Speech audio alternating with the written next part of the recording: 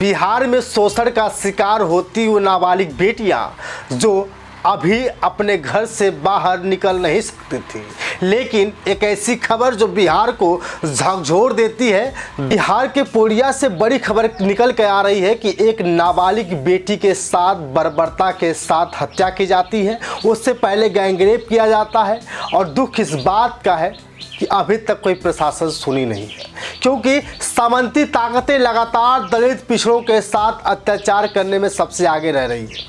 लगातार बिहार की सरकार अभी भी कोई सुध नहीं ले रही है कि दलित समाज की बेटियों के साथ ऐसा हो क्यों रहा है। दलित समाज की बेटियां ही नहीं बल्कि दलित पिछड़े समाज की, बहुजन समाज की बेटियां लगातार जब भी सड़क से निकलने का प्रयास करती हैं तो आज भी उनको डर होता है कि बिहार में उनके साथ कब घटनाएं घट जाए। लेकिन क्या लगता है, सरकार अभी तक अनसुना ही करती रही है या सरकार इसका कोई सुध ले पाएगी? चुनाव का वक्त आ गया है। नीतीश सरकार कई बार के मुख्यमंत्री वहां रहे हैं, लेकिन आज भी वहां की बेटियां सुकून से नहीं रह रही हैं। आइए अब सीधे लेकर चलते हैं बिहार की राजनीति की तरफ, क्योंकि बिहार की राजनीति में यही सब घटनाएं खलबली मचा देने वाली है और आज उस पर भी बात करेंगे। और साथ ही ये भी बात करेंगे कि जिस तरह से बहुजन समाज पार्टी की मुखिया अब उत्तर प्रदेश को छोड़कर अब बिहार में 243 सीटों पर अकेले चुनाव लड़ने जा रही हैं, अकेले दम पर, बिना किसी गठबंधन पे, उस पर भी बात करेंगे। साथ ही मेरे प्यार साथियों ये भी बताएंगे कि आज बहुजन समाज पार्टी का स्तर क्यों डाउन हुआ है। साथ ही ये भी बात करेंगे कि जो लोग बहुजन समाज पार्टी की मुखिया को देवता मानते थे आज उस देवता से दूर क्यों हट रहे हैं। साथियों नमस्कार, मैं सत्यानंद स्वामी और आप देख रहे हैं सत्या एक्सप्रेस। स्क्रीन पर हमारे कुछ तस्वीरें दिख रही हैं। एक तरफ ओम प्रकाश राजभर है, एक तरफ बहन कुमारी मायावती हैं, दूसरी तरफ चंद्रशेखर आजाद जी हैं, तो इधर अखिलेश यादव जी, नीतीश कुमार जी, तेजस्वी यादव जी और बीच में बहुजन समाज के लोग हैं। और बहुजन समाज के लोग यानी कि दलित, पिछड़े और अल्पसंख्यक। पीडीए की राजनीति लगातार अखिलेश यादव जी कर रहे हैं कि हम किसी भी बहाने दलितों को, पिछड़ों को साधने में मजबूती के साथ काम करेंगे। चंद्रशेखर आजाद भी का नहीं है, चंद्रशेखर आजाद भी दलित, मुस्लिम और पिछड़ों की राजनीति कर रहे हैं।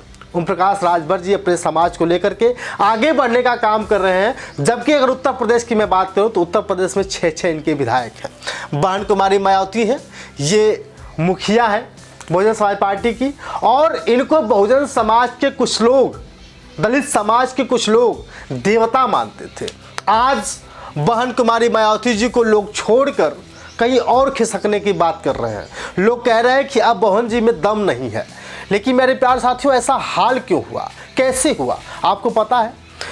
क्योंकि ये जो समय है लगातार लोगों के साथ घटनाएं देखने को मिली। ये समय है युवाओं का समय, ये समय है पिछड़ों, दलितों, अल्पसंख्यकों के दुख को बांटने का समय है। लेकिन इसी समय बहन कुमारी मायावती जी का कार्यकर्ता पीछे हट रहे थे। लेकिन अब बहन जी स्टैंड तो ले रही थी, स्टैंड तो ले लिया है, लगातार सबके दुखों में जाने का काम करवा रही हैं और कर रही हैं। साथियों बिहार में चुनाव की तैयारी शुरू हो चुकी है और बिहार में ओम प्रकाश राजभर जी लगातार रैलियां कर रहे हैं और देश के प्रधानमंत्री मोदी जी भी लगातार जिले वाइज रैलियां करना शुरू कर दिए हैं। और साथ ही बहुजन समाज पार्टी की मुखिया ने भी कह दिया है कि इस बार हम भी पीछे नहीं रहेंगे। लगातार जिले वाइज कार्यकर्ता मीटिंग भी शुरू कर दी है और लगातार बहुजन समाज को, दलित पिछड़ों को साधने की कोशिश कर रही हैं कि किसी भी हालत में इस बार कुछ न कुछ सीटें बिहार में निकाली जा सके। लेकिन क्या लगता है कि बहुजन समाज पार्टी के लोग ही से बहुजन समाज को साधने में लगे हैं? नहीं,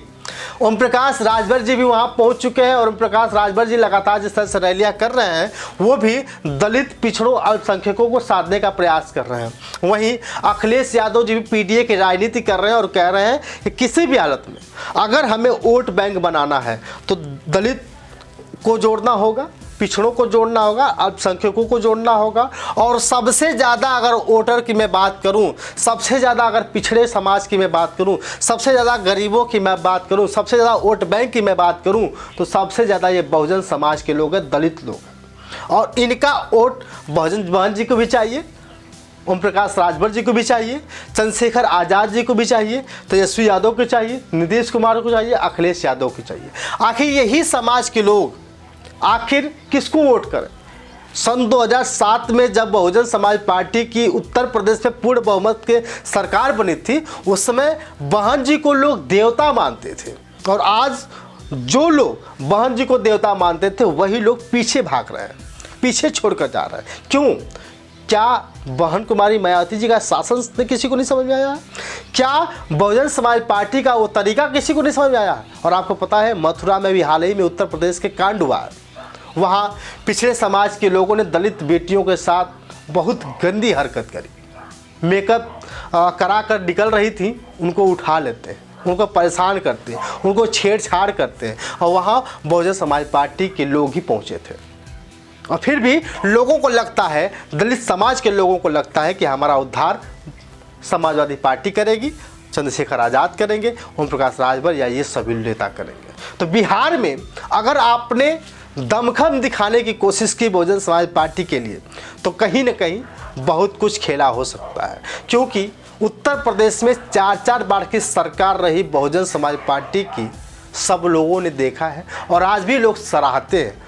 आपने भी हाल ही में सुना होगा, भोजपुरी कॉमेडियन चिरकुट बाबा ने कहा था कि जो लोग बहन कुमारी मायावती जी को भूल चुके हैं, अब समझ लीजिएगा अब उनका कभी उद्धार होने वाला नहीं है। यानी आपको फिर से मन बनाना होगा कि हमें बहन कुमारी मायावती को जुबान से नहीं बल्कि दिल में बसाना होगा। तो उसी तरह अब बताइए कि एक समय हुआ करता था जब माननीय कांसी राम साहब सबको जोड़ कर चलते थे। उस समय ओम प्रकाश राजभर जी भी साथ में थे, छोटे छोटे दल साथ में थे।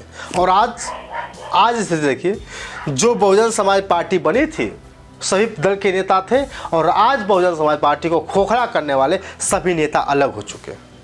राजभर समाज अलग हो चुका है, चंद्रशेखर आज़ाद भी अलग हो चुके हैं, और निषाद जी भी अलग हो चुके हैं। जितने भी कहते हैं कि जो बहुजन समाज पार्टी है वो नेता बनाने की खदान हुआ करती थी, वो फैक्ट्री हुआ करती थी, जहाँ मानवर साहब लोगों को जो है कि नेता बनाते थे। और आज जो नेता बन गए, बहुजन समाज पार्टी का साथ छोड़ दिए, और अब बहुजन समाज पार्टी अकेले हो गई। और अकेले होने के बावजूद भी बहन कुमारी मायावती जी को लगता है कि हम अकेले दम पर चुनाव लड़ लेंगे और जीत लेंगे।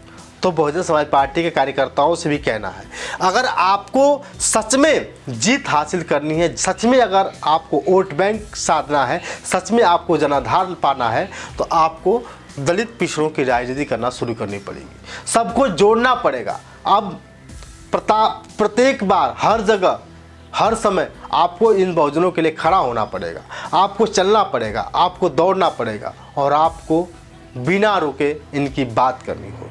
अगर आपको लगता है कि हम बिना बहुजन समाज के बीच लोगों के बीच में जाए ही राजनीति कर लें, वोट बैंक साध लें, तो कभी संभव नहीं होने वाला। आपको पता है उत्तर प्रदेश के मुख्यमंत्री योगी जी अभी हाल ही में सफाई कर्मियों के साथ बैठकर खाना खा रहे थे।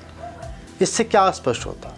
इससे स्पष्ट तो होता है कि ये लोग वोट बैंक साधने की कोशिश कर रहे हैं, क्योंकि 27 में चुनाव है उत्तर प्रदेश में। योगी आदित्यनाथ जी कभी नहीं चाहेंगे कि मैं फिर यहाँ पे हार जाऊँ, और अखिलेश यादव जी पीडीए की राजनीति कर रहे हैं, वहाँ दलित पिछड़े और अल्पसंख्यकों को जोड़ने का काम कर रहे हैं।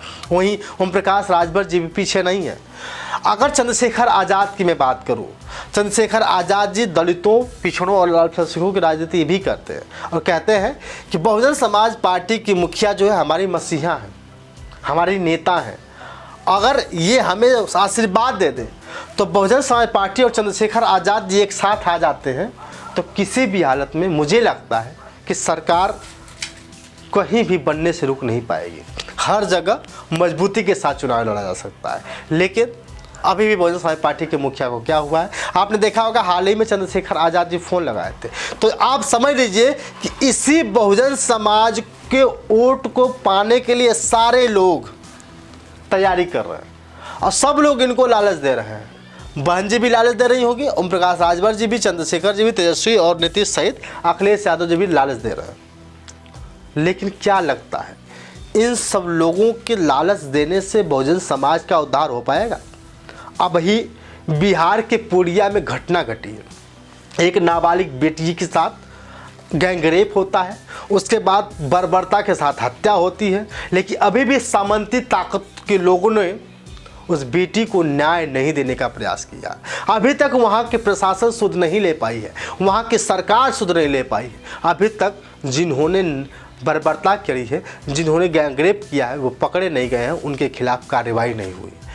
आप समझ लीजिए, जब बहन कुमारी मायावती जी की 4 बार की सरकार रही उत्तर प्रदेश में, उस समय क्या हुआ? उस समय आप लोगों को पता है, जो माफिया थे वो थर थर काँपते थे, वो डरते थे, हिम्मत नहीं होती थी कि हम किसी बेटियों को के ऊपर आंख उठा कर देखें। लेकिन आज स्थिति है कि आज सब लोग अलग हो गए, और अलग होने की वजह यही है कि आज बहुजन समाज की सरकार नहीं है। तो